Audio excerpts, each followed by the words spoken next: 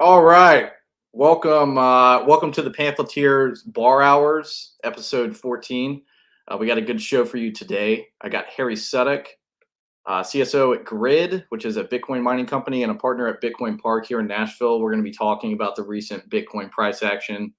The price of Bitcoin's at an 18-month high. I figured it'd be a good time to revisit that. If you're familiar with the publication, we write about Bitcoin here and there. It's kind of, you're in a bear market. There's not a whole lot to discuss. Well, I mean, there's a lot to discuss, I suppose, maybe more so than during substantively than during a bull market. But nonetheless, we haven't talked about it in a while, so I thought Harry would be a good guest to have. And if you're not familiar with the Pamphleteer, we are an alt daily modeled after the alt weekly, similar to whatever the alt weekly is in your city. In Nashville, it's a Nashville scene. In Atlanta, it's Creative Loafing. In New York, it's the Village Voice. In LA, it's the LA Weekly. So we kind of cover a mix of cultural and political stuff. We have an event calendar. And the main difference between what we do and what these more traditional alt weeklies do is instead of a print publication, we send out a daily email newsletter. And if you want to get on that, you can sign up at our website right there, pamphleteer.co. Oh yeah, I got a point over here because my image is reversed. Pamphleteer.co to get on that list. This opening section is me kind of going over some of the things that were in the newsletter over the past week. You can kind of get a flavor of what we're about. And if you enjoy this opening and probably the discussion too, you'll probably enjoy the newsletter. So let's get to the last week at the Pamphleteer. First thing I like to do is look at real estate developments around town. Nashville's obviously a rapidly developing city. If you live here, you are well aware of that fact. This is a 16-story apartment building going right at the corner of 8th and I can't remember the name of that street. I think it's 12th, 8th and 12th, right outside the Gulch. If you're familiar, you see Arnold's down there, right across from that Frugal McDougal's over there. If you know the area, the train tracks run over 8th Avenue, and then you've got by the Music City Center in the top left of that frame, you've got the famous Styx Rotunda.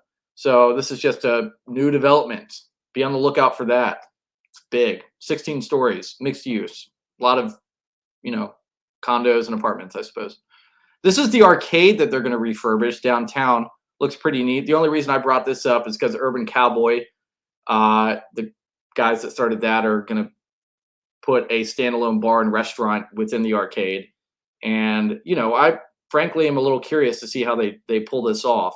The old arcade was rarely frequented by myself and probably most people in town. Unless you work downtown, then you might have gotten lunch at Manny's House of Pizza, which has since closed permanently as a result of COVID and the just slow deterioration of the arcade as a result of COVID as well. But, this will be interesting to see. The arcade, it's right on 4th. We'll see what happens. I imagine with the pace of everything else downtown, it'll probably be pretty bougie.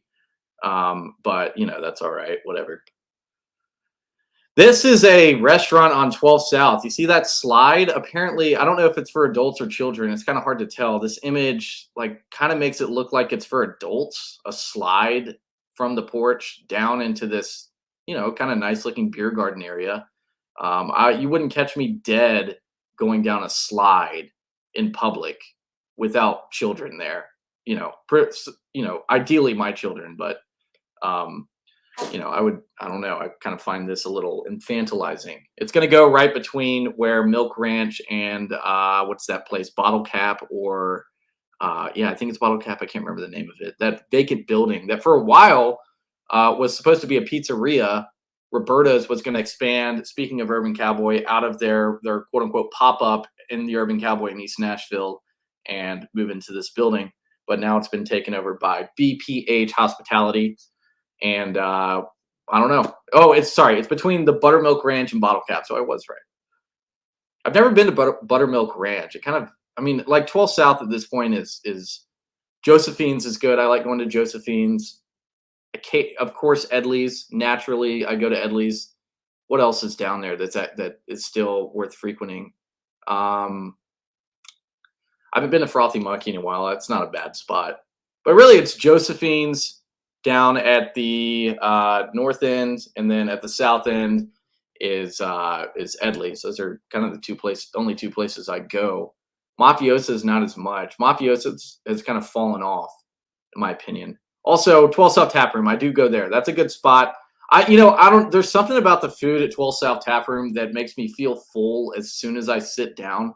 It's the same thing that happens to me at Neighbors in Sylvan Park. I feel like as soon as I sit down, I lose my appetite entirely, and I already feel full of bread and grease. I don't know how to describe that.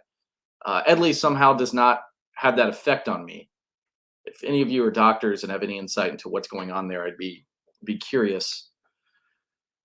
All right, that's all the development stuff that we got. Next up, Murfreesboro. Let's talk about Murfreesboro. So recently, and this kind of ties into what's been happening in Franklin as well, what motivated this highly contentious mayor's race between the incumbent Ken Moore and his challenger, the highly controversial and just, in my opinion, criminally insane Gabrielle Hansen, was voting over whether or not to allow Pride to come to Franklin.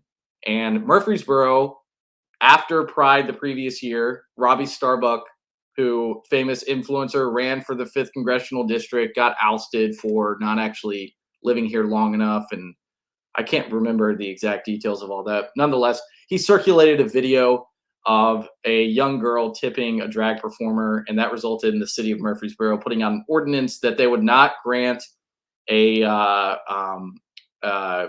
permission to the promoter of the event, Tennessee TEP. I can't remember what exactly it's called, to hold it the next year. And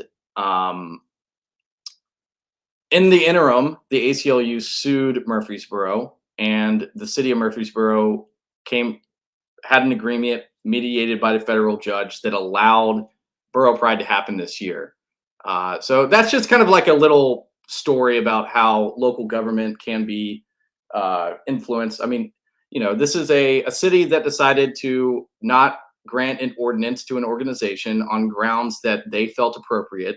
It was then sued by a massive national organization, the ACLU, and a settlement was brought between them by a federal judge. So you kind of see that's just kind of a mechanism by which a small municipality like Murfreesboro doesn't have as much autonomy over its area as you might think. And then this story, which is just kind of insane. I don't know why they put the Covenant Presbyterian sign on there, but a Tennessee school in Giles County this guy threatened to shoot up the school. A couple of months later, they put him back in the class next to the kids that some of the kids that were on his hit list. And I kind of just wanted to read this article because it's, I mean, frankly, one of the more insane stories that I've come across in recent memory. Let me pull it up. So one of the parents of one of the kids who was on the list was complaining and obviously raised a lot of issues with them putting this guy back in school. And the school superintendent, whose name is Vicky Beard, told the parents that were upset about this that if they wanted to solve it, they should be activists and they should be up at the Capitol, protesting for gun control or some other such thing. So she claims, the superintendent, I'm reading from the article now, Tennessee law does not authorize or allow expulsion of students from public schools, Beard told Schlegel in an email. Schlegel being, I believe, one of the parents. Yeah, it's one of the parents. Tennessee law does allow suspension of students for a calendar year or up to 180 days for zero tolerance offenses. Due to constitutional and privacy rights, we cannot discuss specifics. None of that is true. The Tennessee School Board Association, which Beard says she consulted, makes clear that zero tolerance offenses require suspension for not less than 1 calendar year, and local school boards may deem any offense a zero tolerance offense. So basically, the whole conceit that they couldn't expel or suspend this guy indefinitely was a fabrication. Longstanding Tennessee code states that regardless of whether an infraction is zero tolerance, school officials can set a suspension to be any length they want. The ability to expel students is also laid out in state law, and there's a screenshot of the state law that says all that in legalese. The Tennessee General Assembly's Office of Legal Services confirmed that reading to the Daily Wire, stating that Tennessee Code annotated did not limit the length of punishment for a student who threatened mass violence against others at a school. In July, a new law went into effect that requires districts to suspend a student, yada, yada, yada, basically saying that Beard was wrong. You can suspend the student. There's been a law passed. It was put into effect in July of last year that allows you to suspend indefinitely a student who threatens to shoot up a school. This is, kind of common. I mean, it seems like this would be common sense, but I guess it's not. Let's see. It gets pretty crazy. Okay. Schlegel, whose son was attacked, became a thorn in the school system side with his relentless push for an explanation of why the student was still in school. He told officials that if the issue was that the state law prevented it from suspending him for more than a year for his 2022 threat to shoot up the school, it could use the assault on his son to remove him from the school now. Because earlier in the article, it talks about this guy hit this guy's son. He like assaulted the kid, and they still let him back in school. Parents of students who testified during the court process were among the only ones who realized that their children may be sitting ducks because from the beginning, the school district concealed from parents that their children's lives may have been in danger. So the school didn't even talk about the presence of this student. The school resource officers weren't even made aware of, what danger this kid may pose when he comes back into school. The school superintendent refused to inform parents or do anything to kind of appease their concerns. And there's something else that happened. When numerous others withdrew their kids from the school, fearing for their lives, it became clear that it would be the subject of a controversy at a school board meeting, August 17th. The school board, perhaps in anticipation of the impending uproar, used a parliamentary maneuver to remove the usual public comment portion of the meeting. Discussion was limited to matters such as what it should do with an old Xerox machine, according to meeting minutes. So basically, at the school board meeting, being aware that this was going to come up, they just froze out the parents who were going to complain. The sheriff is in disagreement with the way they handled it. Everyone in the community basically opposed the way that the school board handled it. And it's a good story. It's an interesting story. It's just kind of insane that it happened, but you can read the whole thing at the Daily Wire. I'll put the link in the show notes if you're curious for that. So that's all I got. That's from this past week of the Pamphleteer. Next up, I'm going to bring up Harry Sudock. As I said, Harry is the Chief Strategy Officer at Griid, which is a company that we'll learn more about. It's a Bitcoin mining company, I believe, and partner at Bitcoin Park, which is where I've run into Harry and seen him talk numerous times. He's one of the more interesting people to listen to talk about Bitcoin. So let's bring Harry up here. Harry, how you doing? Good to see you, brother. How we doing? Yeah, pretty good. But yourself? No bad days. No bad. Yeah, I like that. Yeah. So let's get into it. Bitcoin is at an 18-month high. What's going on? I think that people realize that sovereign money is increasingly useful over time. Basically, that we've got this incredible technology that results in this incredible asset. And the use case for that asset and the desire to own that asset is making itself more evident. I think that we've got compelling tailwinds as inflation continues to be non-transitory. I think we've got evidence as we look to instability across the world. I think, when you look at a digitally native population entering some of their peak earning years, which is what I think we're starting to see with some of the millennials, their version of flight to quality is not gold. Their version of flight to quality is something that more accurately is approximated by an asset like Bitcoin. Do you think some of the headlines are tying the price increase to the ETF. Is there any relation to that, do you think? Yeah. I mean, I think that if you look at when GLD was approved for gold, so for many, many, many years, there was no way to buy gold exposure directly through what's called a spot product. So for those in the audience who are not sort of familiar with some of these financial products, there's this concept of a spot market for an asset versus a futures market or an options market or a derivatives market. The spot market really is just a reflection of owning that underlying asset as directly as possible.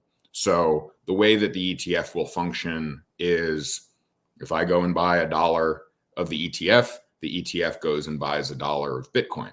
And so this is different than the futures product, which is really more of like a synthetic idea where if I go buy $1 of the Bitcoin futures ETF, maybe the ETF buys $1 of the futures product, or maybe it goes up by $1 relative to the Bitcoin price. So the relationship between the underlying asset and the decision to purchase the ETF wrapper, that's sort of at more of an arm's length relationship, whereas the spot relationship is most closely linked and most direct. So I think, anytime you get innovation in the suite of financial products that are available, you're going to see a potential increase in price because more people have a vehicle to get exposure. So maybe you have a IRA or a 401k and you say, I'd love to have Bitcoin exposure in here. Well, I can't get a Coinbase account for my IRA account because they don't support it. Now you say, okay, well, I've got my IRA. I can go buy the Bitcoin ETF and I can get that kind of price exposure in a type of account that couldn't get that exposure previously. So I think it's really exciting. I think it's going to, I think there's like $40 trillion of retirement accounts in the US right now. Yeah. And so even if they only chose to put a small fraction of that into an ETF product, that's a huge run up in Bitcoin price.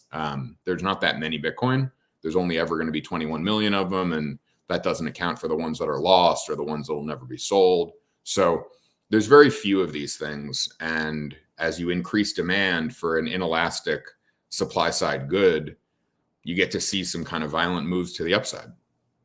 So you don't think I've been buying Bitcoin. I've never worked in the industry, but I've observed it and, know people in the industry. So I've been observing it for a while. And I don't think, what you're saying, the fundamentals of Bitcoin have not changed. But do you think the way that people perceive the value proposition has changed at all? Or do you think it's, like you said, inflation, geopolitical instability, this kind of thing that's kind of waking people up to it? I think it's worth thinking historically a little bit, where for all of Bitcoin's life, from inception till 2021, 2022, we were in a zero or near zero interest rate environment. And so there was an abundance of capital looking for speculative returns, basically, in growth assets. And Bitcoin got lumped in with the rest of them, right? New tech, hot sector, all the rest of it. So I think that, for a long time, Bitcoin got carried by the macro backdrop, which is money's cheap, abundance of capital. Everybody's kind of looking for that return that's going to outperform, right? Treasuries were paying 2%. Now they're paying 6%. And so, I think of it like a video game kind of, where we used to be playing the video game on easy mode. And now we're somewhere between hard mode and all pro. With this kind of very sharp rise in interest rates and capital drying up. You put that on the backdrop of a couple of different wars going on, commodity prices blow out, and all this good stuff. I say sarcastically. So so I think that I'm always very hesitant to say this time is different, because what's past is prologue. And what I think, though, that really is different about this time is that we've seen Bitcoin recover this year, 80, 90, 100%. The NASDAQ is up maybe 23% and everything else is down. So we're seeing this macro environment get turned up to hard mode, and we're still seeing Bitcoin, the underlying asset, to be highly performant. That's really cool. And that's really exciting for me as, someone who's been kind of toiling away at this for, 5, 6, 7 years at this point. So it's really exciting to see this type of price action, especially relative to other markets, especially given the backdrop of a more aggressive Fed and a more unstable world. This is kind of the environment that Bitcoin was built for. It's a hard money. And so when you get into a place where government spending isn't going down and deficits are going to expand over time just to service the debt and to continue to pay Social Security, Medicaid, Medicare, and the other entitlement programs, I don't foresee the money printer to slow down at any point if we plan to service the debt and continue down the road of the existing programs that are already signed into law. So I think it's really, really interesting where Bitcoin is now emerging, not just as a growth and a risk asset, but as a flight to quality asset, where we see instability, whether it's economic instability or geopolitical instability. This time is a little bit different. Yeah. It is. I mean, I'm sure you've probably had these conversations 1,000 times, but I'll still say this. Like one of the clarifying things is when you learn, when you start to get into Bitcoin, you start to understand how it works and kind of the boundaries of it and that kind of thing. It's very clarifying. And I remember, kind of the aha moment I had, I suppose, was just how clear it made itself to me after studying it and trying to understand it. It's I don't know, it's a pretty remarkable experience to have that moment of clarity that convinces you of its utility. Well, and what I love most about Bitcoin, and I love a lot of things, but what I love most is that it puts the burden back on the entrepreneur to produce a better good or service. And so when you have a harder money, am I glitching? Yeah, you're fine. Your sound's coming through. Okay, cool. When you have a harder money, what's so cool is that your quality of product has to go up. And so the reason is that if your dollar is not losing purchasing power every year, all of a sudden the incentive to hold your savings in this better asset is more compelling. And so the quality of product, good, or service that needs to convince you to part with your savings needs to be higher quality than it has been in the past. And so there's this beautiful and incredible opportunity and pressure that's going to get put on entrepreneurs in order to incentivize them to raise their game so that we as consumers are all going to be the beneficiaries of these higher quality goods, assets, or goods, products, and services. So like that part gets me really excited because right now the incentive to hold dollars is negative, right? There's a disincentive to hold dollars. And so what do we do with our dollars is we spend it as quickly as possible. And maybe that means investing in the S&P 500 or something else. But this is the beautiful change that a harder money can bring to an economy. One of the interesting tensions with Bitcoin is its kind of conservative development cycle. And you talking about entrepreneurs and, having the opportunity it affords them. It makes me think about Bitcoin's, position within broader cryptocurrencies, I guess, compared to the other shit coins. And the tension between, the desire to improve the protocol and its kind of, I guess, stability of the protocol and its either the inability of it to change or the relative stability of that's an interesting tension. Like, does Bitcoin have to compete with anything else, or is it already something that is kind of figured out? Does that question make any sense? Yeah, it definitely does. My answer is going to be somewhat laser-eyed and maximalist in nature, which is that Bitcoin isn't competing. It already won. And there really isn't a way to disrupt Bitcoin's network effect in a meaningful way because none of these other coins are A, fairly distributed, B, sufficiently decentralized in their proof of work consensus mechanism, or C, credibly neutral in sort of their lack of backward disruption. So what do I mean by that? When I send a Bitcoin transaction and 6 blocks are built on top of that transaction, right? So each transaction gets included in a block. Hold on one second, sorry. Each transaction gets included in a block, then more blocks are built on top of that. And the cryptography is such that the outputs of block 1 determine the inputs of block 2. And 2 determines 3, and 3 determines 4. So if I go back and change something, or try to change something anywhere historically, the whole thing is ruined, right? Yep. That's why transaction settlement finality, right? If I send you 1 Bitcoin, I can't get it back unless you send it to me, right? I was in control. Now you're in control after I've sent that transaction. None of the other chains, tokens, coins, etc., do that, right? You've got evidence that their blockchains are relatively editable if there's a sufficient amount of social pressure. And Bitcoin's doesn't work that way. That there's that vector. The other is that there's a 21 million supply hard cap, right? Go ask your favorite Ethereum friend how many Ethereum there are. They can't tell you. Why? Because they can't run a node to independently validate the circulating supply, and they don't know what's coming in the future blocks, the burn versus the issuance, all these different, monetary policy ideas. Those are all fuzzy in every one of these other systems and ecosystems, and to me, that's just a non-starter, right? If I want to go start a tech company, I'll go raise VC money and go try to build a tech business. But Bitcoin's not a tech business. Bitcoin is money. And so it adheres to the laws of physics because of proof of work and the difficulty adjustment, the miners that are out there, of which we are one.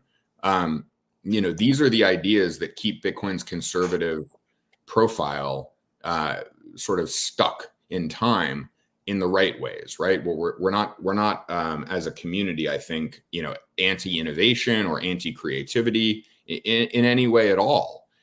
We're just very thoughtful about the trade-offs. At least I'm very thoughtful about the trade-offs that some of these other systems have proposed and have gotten through.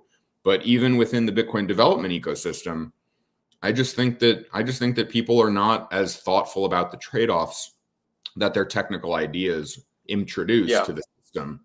And when I look at it, I say, well, is it going to make the likelihood that my percentage of the 21 million is less certain? Then it's bad tech. Of course.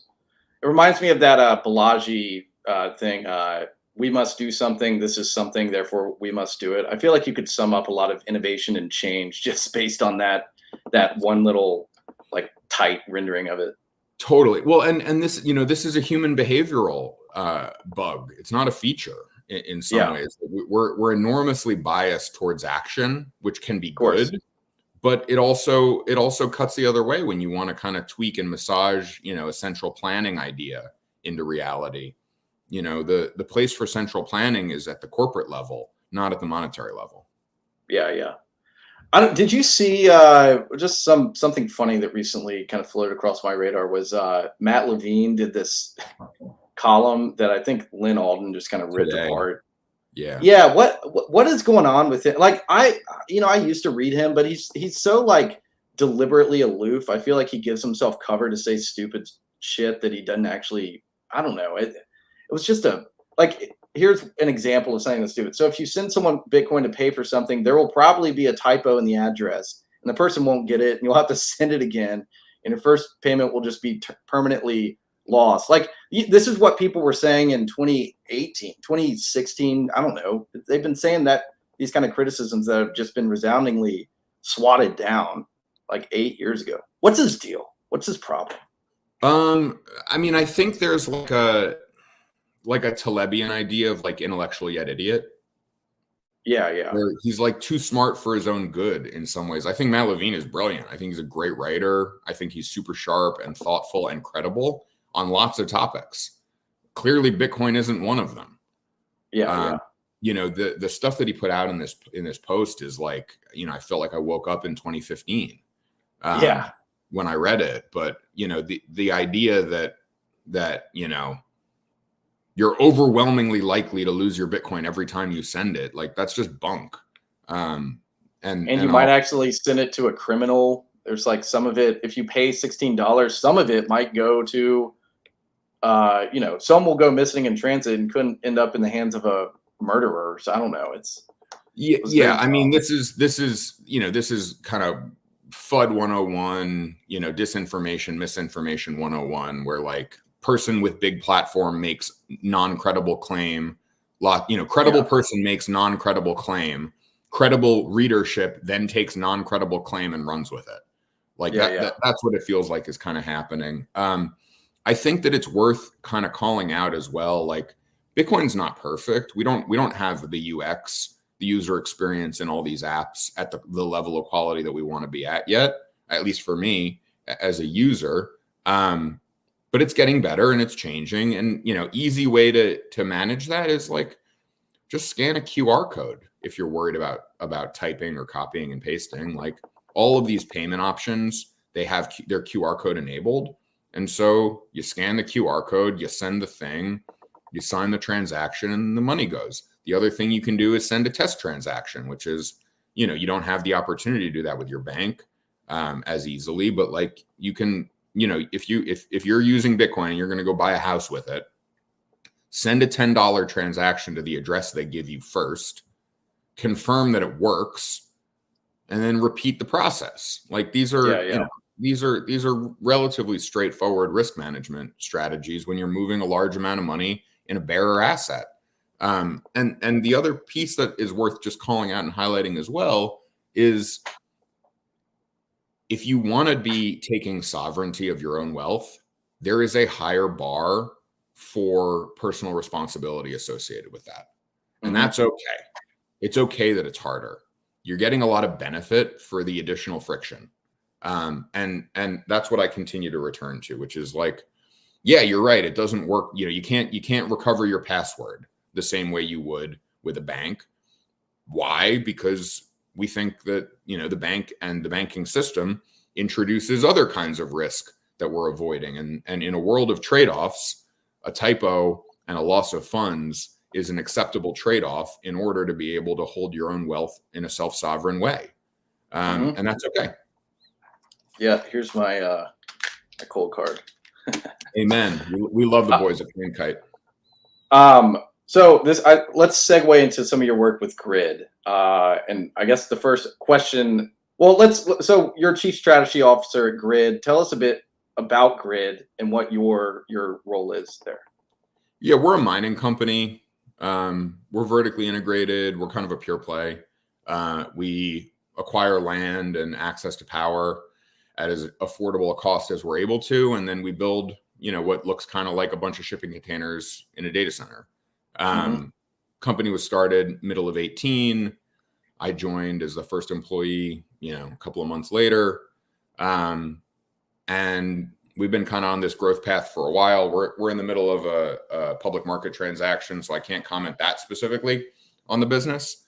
But it's been the joy of a lifetime to work with the team and to work on Bitcoin and all this different stuff. It's just such a pleasure to get to do this professionally, because I was obsessed, obviously, prior to joining Griid and couldn't imagine doing anything else other than working on Bitcoin Park. But the role is relatively straightforward. I'm responsible for miner acquisition, for power acquisition, for capital markets or strategic transactions, and brand. Whatever that means. How does whatever that means. How does the price of Bitcoin react to fluctuations in energy price? If, for example, World War III were to break out and oil skyrocketed to, I don't know, $800 a barrel. That's an insane number. But how would the price of Bitcoin react to that? I don't know. I think like any complex system, like a good market is, you don't really know the inputs and the outputs. You can bet on it with your dollars. But I think like what's more sort of in my wheelhouse on the energy question is like that puts a lot of pressure on the cost structure that miners face. So if you don't have a fixed rate power agreement, all of a sudden what looked like really healthy margins might look like compressed margins. So, I think that, really where that rears its head is putting pressure on the mining sector. We saw that in a sort of, not $800, but we saw a version of that during the early days in the war in Ukraine when natural gas blew out. It was trading at $2 an MCF, and then it traded all the way to 10, 11. that definitely put pressure on a lot of businesses. You saw some go out of business, you saw some struggle. So I think that, the Bitcoin sector is not immune from exposure to energy markets, but I think that's not really reflected in the price of Bitcoin necessarily. It's more so reflected in the margins that miners are able to achieve. How does a mining company protect itself from, an incident like that? Like, what enables one mining company to succeed where another doesn't when, natural gas spikes like that? Yeah, I think it all kind of comes down to the power management side of the business. So you can sign a fixed price power purchase agreement where Right. you're buying the energy at a fixed cost, and the hedging burden gets passed back to the supplier. Where same deal with if Apple strikes a deal with Foxconn to buy 100 million chips at a certain price, that price is in the contract regardless of the materials costs that Foxconn faces. So some miners can buy these fixed rate products and sign these contracts. The other way is to put the burden back on the miner for the hedging, where the miner can say, hey, I'm exposed, I'm buying, X amount of power, and Y percentage of that is natural gas exposed. So I need to have Z amount of hedge over a certain period of time duration that protects me in the event that happens. But, I don't know that the mining community is that sophisticated yet on engaging with that type of price protection and those types of products. We're coming off of a historic low in energy costs the prior 10 years. So Right. there's a really compelling backdrop where, 2010 to 2020, the price of power was pretty damn low. And so I think the shock of the Ukraine war came pretty violently to a lot of folks' businesses. I think going forward, as the industry continues to grow and professionalize, those hedging programs are going to be table stakes. Yeah. They'll get more robust and secure, Cost et cetera. effective. The price of the margin will go down. Like all the, look, we're not the first business to have a lot of exposure to the energy price. Yeah. There's a lot of folks who've done a really good job in the last 30 or 40 years managing those types of exposures. We're going to take a leaf out of their playbooks and try not to reinvent the wheel. I think the last time I saw you talk was it might have been the mining conference at Bitcoin Park. And at the time, I think January. Oh, January, because it was like right after the Russia invaded Ukraine. So there was, I think it was right when natural gas was spiking. And the conversation was about how, this is a point in the industry that's going to shake out some players, and the ones that survive it are going to be stronger. And it's interesting, despite how long Bitcoin seems to have been around, how relatively immature the industry is in a lot of ways. And when I was listening to you guys talk about it, I'm not super educated on the mining side of Bitcoin, but it seemed like the mining industry is still very simple. It sounds like it's not, it's you buy some miners and you set them up and you mine Bitcoin, and it sounds like it's at a very early stage of development. Is that still the case, or is that accelerated over this past year? Nominally, it's but if you think about even of just the public guys, like the market cap's like maybe 20 billion across all of them combined. It's just not that big yet. Yeah. So I think part of this is just we've all got to get bigger and let kind of time and maturity take its course. Bitcoin was invented. The white paper dropped. We're almost coming up on the anniversary, but Halloween of 2008, and then shortly thereafter in 2009, the first functional code base was released, and then the system started. So while the system was kind of launched in late 2008, early 2009, mining as a viable business is maybe really only a 2015-16 phenomenon. And then there were only the first kind of pubcos working on it maybe 2017-18. And then the scaled operators kind of came in 2020. So it's not an old industry at all. Even within Bitcoin land, it's only kind of been a relevant independent sector for 5, 6, 7 years. So it's very, very nascent still at this point. I think where we punch above our weight class is on the energy side, we're a really big differentiated buyer of electricity. And that brings a huge amount of benefit to the communities and the systems that we operate in. Shameless plug. We love our folks at TVA. They support us enormously. But I love the TVA. TVA is awesome.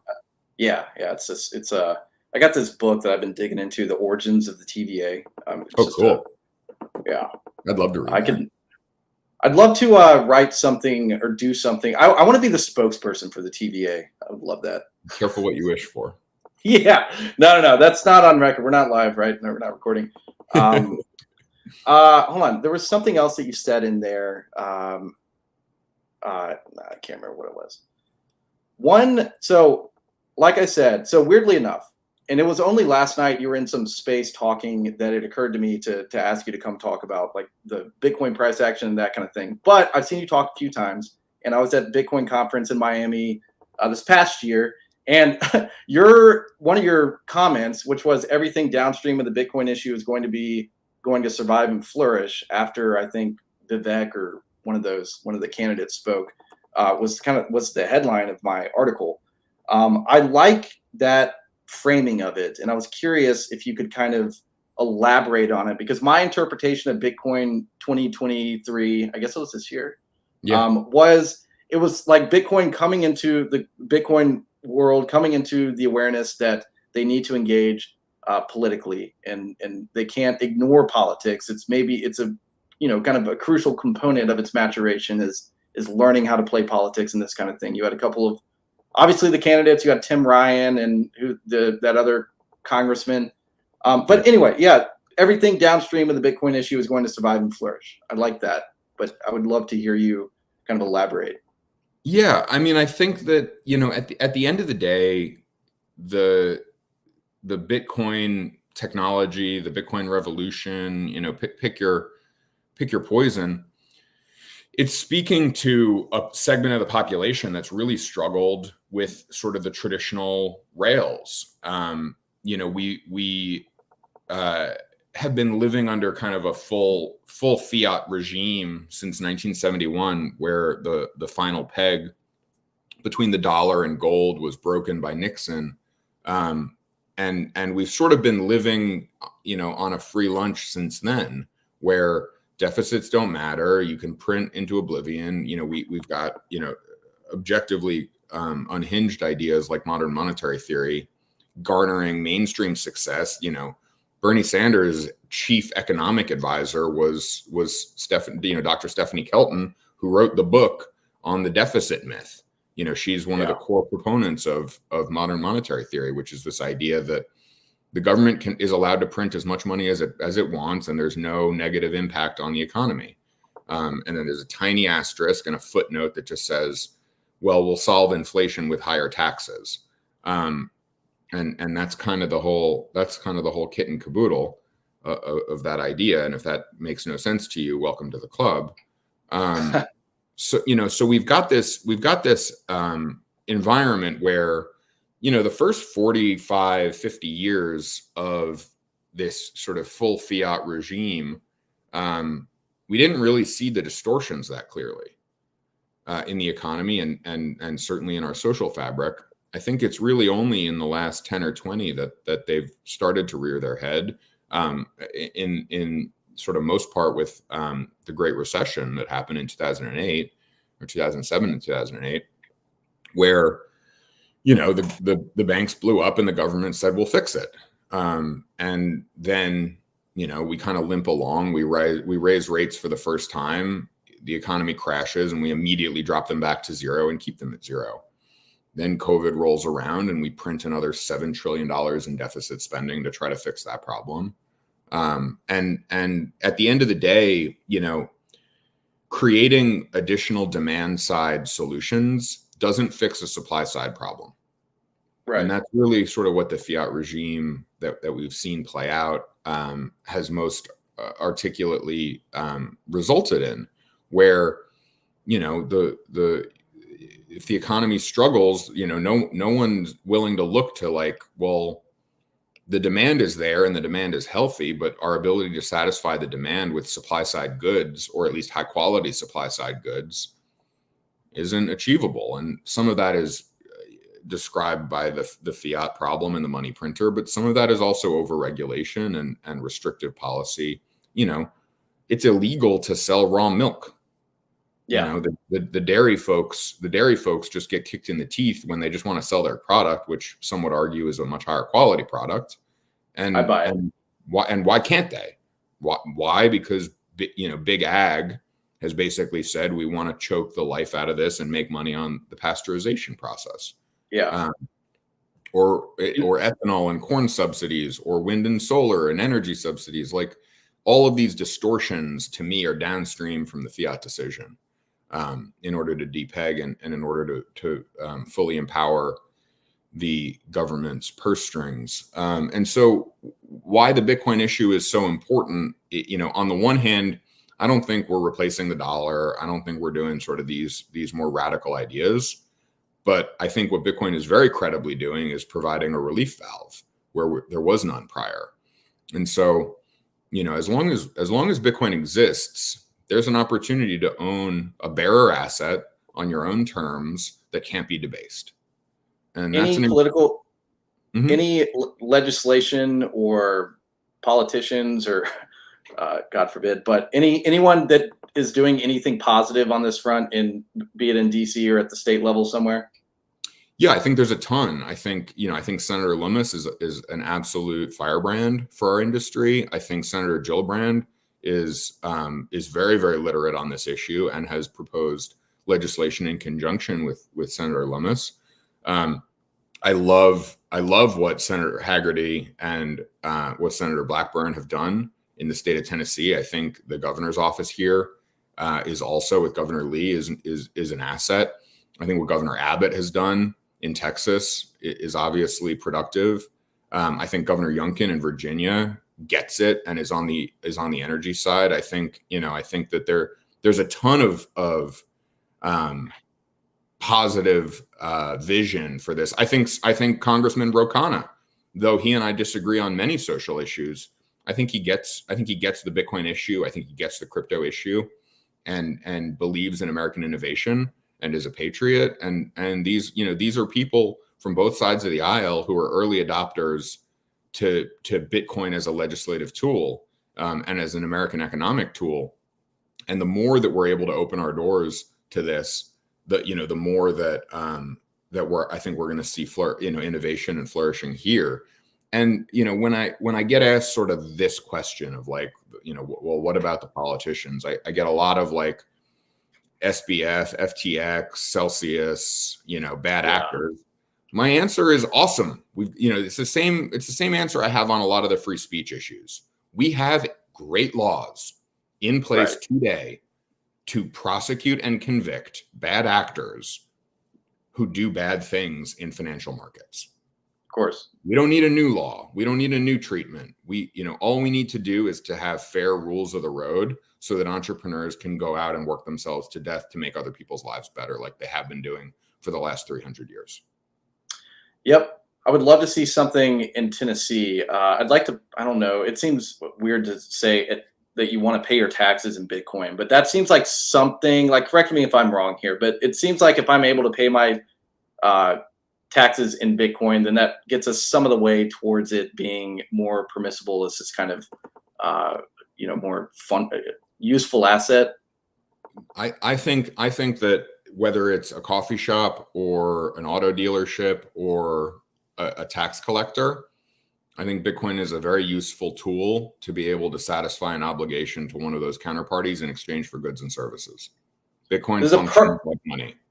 Perfect segue to Bitcoin Park. So you're a partner at Bitcoin Park. Mm-hmm. For those that don't know that are listening, Bitcoin Park is in Hillsborough Village. It's I believe it's FGL's old, the Florida Georgia Line's old recording studio, right? I cannot claim it. Nonetheless, it's great. They do a lot of good events there. They do a monthly meetup on Wednesdays that I go to whenever I can. And I love what's going on at Bitcoin Park. I love what y'all do. Is there any events coming up? Yeah, what I would say, I'd say a few things. One is that I moved to Nashville this year from New York City. Welcome. The belly of the beast. Thank you, sir. Not be happier to be here. Yep. Number one, it was a long time coming. We have business in the state, and I just love it here. And so I grew up here and lived on the West Coast for probably 5 years between LA and San Francisco, and during COVID moved back, and like I'll never leave again. I mean, it's easy when you got family and all that stuff, but in addition to that, it's just an easy place to live. And I'm a refugee, right? Like New York City was tough. In the last couple of years, it's more expensive and less fun, and that's a tough combination. So one of the big reasons to move here, outside of the Griid business and that side of things, is that I love Bitcoin Park. They were looking for a third partner. Somebody had to break the ties, and I jumped on it. It's a no-brainer. I organized the Nashville Energy and Mining Summit from last year. We're running that again. We'd love to see you there. It is. I was there last year. I know. See you again. Yeah. But for anybody in the audience, come by. The registration is bitcoinpark.com/mining. It's easy. Yeah. So that's one option. The other is we're going to be running our November meetup and BitDev. So Tuesday night is BitDevs, which is like a technical meetup. You don't have to be technical, but it's more technical content. So it's a good kind of first exposure to a new technology ecosystem. The Wednesday, like you mentioned, is the open house. It'll be I believe it's the 8th and the 9th. I'm going to share Bitcoin Park's page real fast. And then, yeah, exactly. So the two URLs you can just go to bitcoinpark.com and it'll find everything. The other stuff is just bitcoinpark.com/mining. The other is bitcoinpark.com/meetup. We try to keep it real simple with the URLs. And so, yeah, these are the things we do. Our job is to bring people together in a grassroots way in order to promote Bitcoin education. That's what is it? I mean, I know that Bitcoin Magazine moved here in 2015. And that seems like kind of the hub of Bitcoin social activity and kind of the Bitcoin community in Nashville. It's so interesting that Nashville has become this kind of it seems to be split mostly between Austin and Nashville are kind of the two strongest Bitcoin outposts. Yep. Is that true? Totally fair. I think I find it. Yeah. That's where they're building. It's like the I kind of chafe at using this term, but it's like the red state technology, basically. It's like the red state Silicon Valley network is built off the back of Bitcoin. And as we talked about earlier, it's on, downstream from all these other issues of freedom. I mean, we talked about I was talking about the school stuff and, Murfreesboro's decision to not have pride and then they got forced to have it. These all things are just kind of like downstream and, mingle with all the ideas around Bitcoin, which is one of the more interesting things to me about it. What I would say is that Bitcoin is for everyone. I know full-blown lefties who are huge Bitcoiners and they're, I'll mine their transactions just like anybody else's. So I think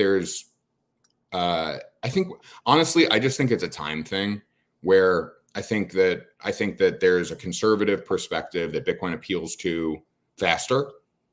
But I think over time, think about sort of the unbanked communities, the folks who just need access to basic financial functionality. That's a bipartisan, nonpartisan issue, in my opinion.